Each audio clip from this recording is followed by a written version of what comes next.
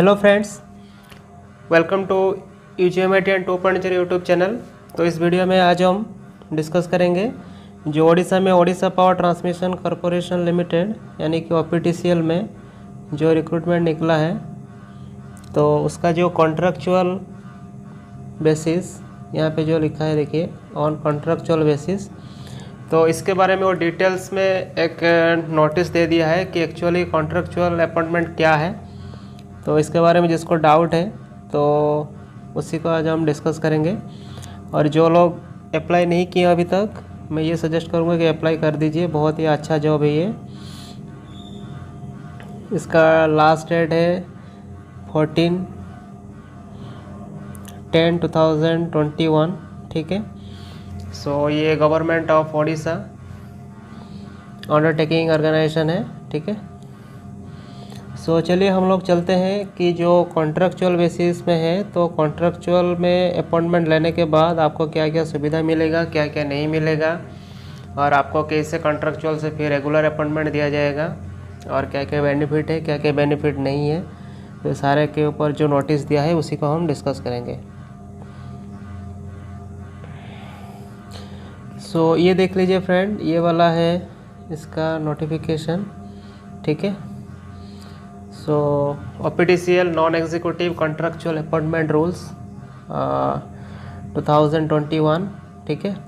सो इसको 4 पार्ट में भी डिवाइड किया है, part 1, part 2, part 3 and part 4। सो हम लोग पूरा डिस्कस करेंगे कि क्या रहेगा ये कॉन्ट्रैक्चुअल अपॉइंटमेंट में। सो फ्रेंड, इससे पहले मैं बता दूं कि OPTCL जो JMOT यानी जूनियर मेंटेनेंस ऑपरेटर ट्रेनी जो पोस्ट है, बहुत अच्छा पोस्ट है, और इसमें क्रैक करना ही बहुत इजी रहती है। मैं खुद इसको 2 बार क्रैक किया था, ठीक है। सो चलिए हम लोग देख लेते हैं। पहला है, देख लीजिए, शॉर्ट टाइटल्ड एंड कमेंसमेंट। इसमें दिया है the rules may be called OPTCL non executive rules 2021। सो ये 2021 का रूल्स है। They shall come into force on the date of their notification. From the date of commencement of these rules, there shall not be any regular appointment in non-executive post under OPTCL unless specifically excluded by the management for these rules. So ये कह रहा है कि जो जब से ये rules निकला है तब से कोई भी रेगुलर अपॉइंटमेंट पहले नहीं दिया गया है। सबको पहले कॉन्ट्रैक्चुअल में रखा गया है, उसके बाद रेगुलर किया गया है, ठीक है। सो हम बहुत आसान तरीके से रूल्स को समझेंगे।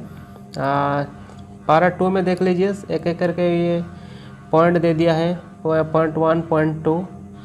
पॉइंट 2 में ये कहा है कि ये सारा डेफिनेशन दिया है कि गवर्नमेंट का मतलब क्या है, OPTCL का मतलब क्या है। ये आप लोग देख लेना, ये इसका साइड में भी इसका नोटिस मिल जाएगा आपको।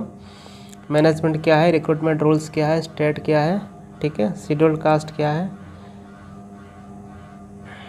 SCBC क्या है।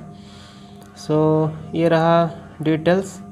उसके बाद है एप्लीकेबिलिटी। सो ये रूल किसको एप्लीकेबल होगा और किसको नहीं होगा। देखिए फ्रेंड, ये यहाँ पे डिटेल्स लिखा है कि ये रूल किसके लिए लागू है। ये रूल सिर्फ एंड सिर्फ जो नॉन एग्जीक्यूटिव पोस्ट है उन्हीं के लिए लागू है, ना कि जो लोग आउटसोर्सिंग में काम कर रहे हैं कॉन्ट्रैक्चुअल लेवल में। जैसे कि यहाँ पे देखिए 2 में लिखा है, this rule shall not apply to the non executive post for service and functions like watch, ward, sweeping, cleaning. ये सब काम जो लोग कर रहे हैं, झाड़ू लगाने वाला, ये सब काम जो कर रहे हैं, गार्डनिंग में जो मेंटेनेंस कर रहे हैं, ये लोग के लिए है। ये सब आउटसोर्सिंग बेसिस है, ठीक है। यहाँ पे लिख दिया है कम्प्लीटली आउटसोर्सिंग बेसिस, यानी ये लोग का ये जो रूल्स है कॉन्ट्रैक्चुअल रूल्स, ये लागू नहीं होता। ये सारे लोग आउटसोर्सिंग से काम कर रहे हैं, ठीक है। और this rules shall not apply to contractual appointments, जैसे कि टेम्पोररी प्लान प्रोजेक्ट में कोई काम कर रहा है, टेम्पोररी एस्टेब्लिशमेंट में कोई काम कर रहा है, या कोई टेन्योर बेस्ड पोस्ट में काम कर रहा है। तो इन सब के लिए ये जो कॉन्ट्रैक्चुअल बेसिस जो अपॉइंटमेंट अभी होने वाला है, ये सब लागू नहीं होगा। मोटा मोटी अगर ये देखा जाए, ये जो कॉन्ट्रैक्चुअल बेसिस सिलेक्शन है, this is also one type of regular appointment. बस सिर्फ इसमें कुछ कंडीशन रखा है, वही कंडीशन आप लोग को देख लेना है। चलिए पार्ट 2 में चलते हैं।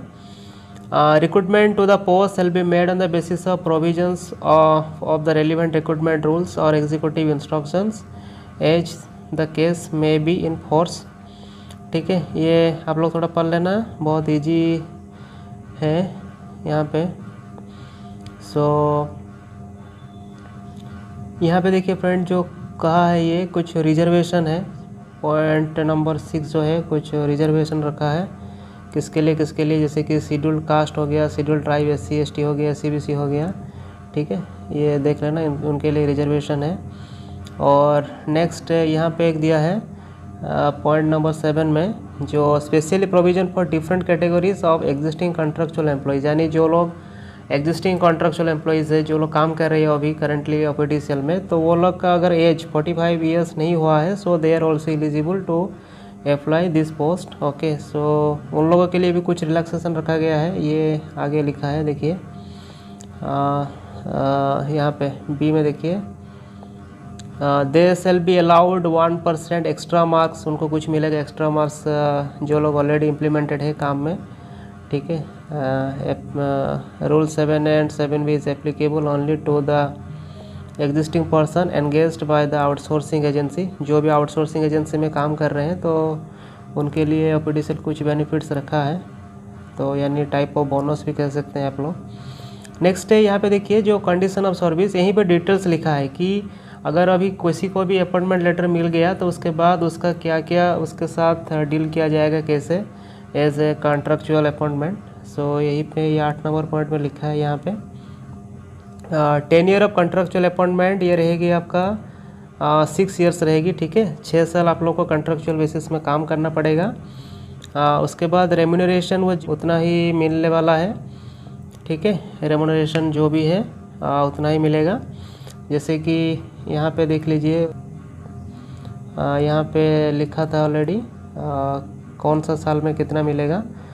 यहाँ पे first year, second year, third year, fourth year, fifth year, sixth year जो रेम्यूनरेशन है वो मिलेगा। और इसके बाद लिखा है कि इसके अलावा और कुछ भी नहीं मिलेगा। नो अदर अलाउंसेस और बेनिफिट्स वुड बी एडमिसिबल, ना कि टी मिलेगा, ट्रांसपोर्ट अलाउंसेस या डियरनेस अलाउंसेस कुछ भी नहीं मिलेगा, बट वो पेड किया जाएगा एज पर रूल्स। इन केसेस सब अगर आपको कोई ऑफिशियली टूर्स में जा रहे हो तो भी मिल सकता है। ठीक है, सो ये कुछ रखा है।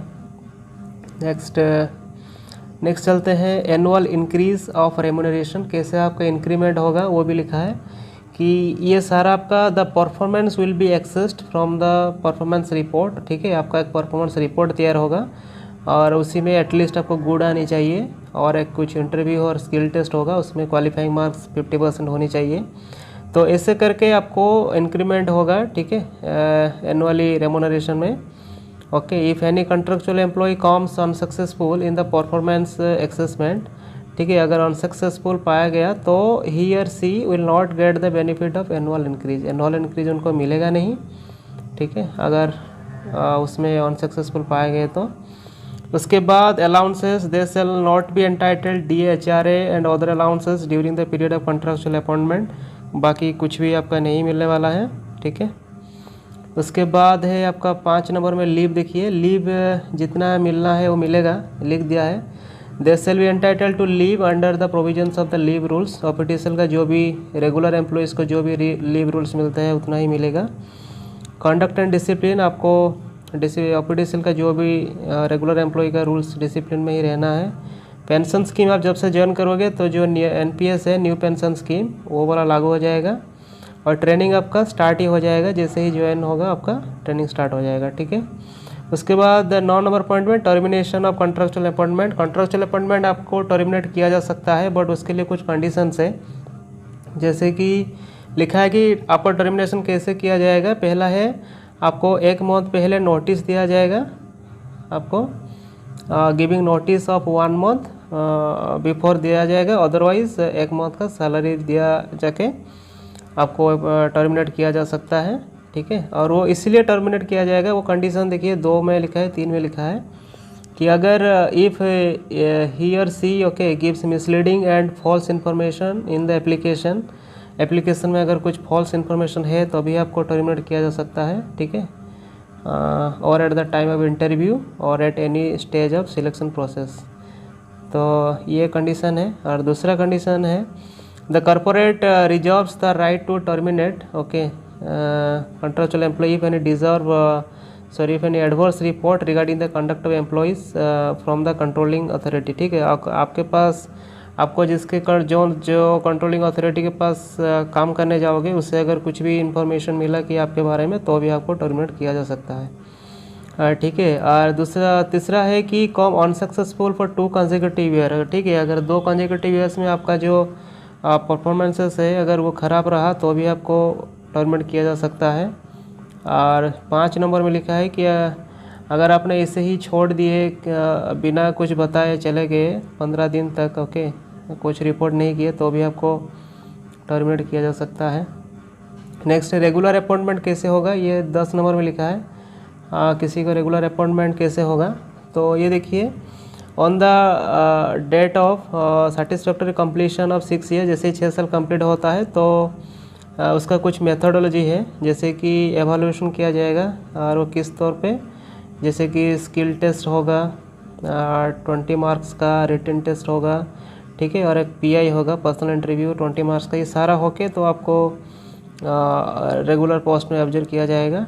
ठीक है, सो अगर इसमें कुछ भी ख़राब मिला तो फिर आपको कुछ महीना के लिए फिर एक्सटेंड किया जाएगा, 6 मंथ्स एक्सटेंड किया जाएगा। ठीक है, further period of 6 months after which they will be again evaluated as per the above procedure. ठीक है, और ये सब होने के बाद फिर कंडीशंस देखिए, जैसे कि आपका रेगुलर अपॉइंटमेंट हो जाता है तो आपका 6 साल के बाद तो आपको एज ए रेगुलर एम्प्लॉई तो आपको बहुत कुछ अलाउंसेस ऐड हो जाएगा, जैसे कि डीए हो जाएगा, अदर अलाउंसेस, एचआरए, बाकी जो भी ऑफिशियल का रहेगी अलाउंसेस वो सारे ऐड हो जाएगा।